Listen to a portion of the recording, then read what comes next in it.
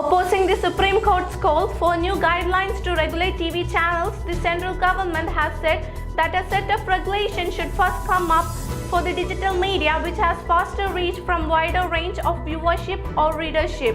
The center added that digital content also has the potential to become viral because of several electronic applications like WhatsApp, Twitter, and Facebook. There is no justification to confine this exercise only to mainstream electronic media. Considering the serious impact and the potential, it is desirable that if this Honorable Court decides to undertake the exercise, it should first be undertaken with regard to digital media, as there already exists sufficient framework and judicial pronouncements with regard to electric media and print media, the government said in its affidavit. The ministry has filed its reply to a bunch of pleas against telecast of a show by Sudarshan TV channel on entry of Muslims in civil services.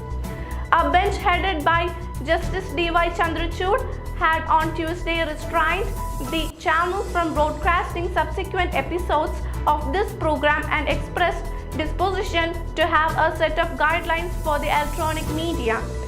Adjourning the matter to Thursday, the bench had also observed that it was contemplating having a panel of distinguished peoples to suggest these guidelines. But the court's views have not found favor with the government, which has said there are already self-regulatory and statutory regimes in place to deal with compliance, besides the Supreme Court's own judgments on this point. Subject matter of the present petition, namely balancing between the journalist freedom and responsible journalism, is a field already occupied either by the statutory provisions made by the Parliament or by the judgments of this Honorable Court, stated the affidavit. It added, the present petition be confined to only one channel, namely Sudarshan TV, and this Honorable Court may not undertake the exercise of laying down any further guidelines with or without appointment of an amicus or a committee of persons as amicus.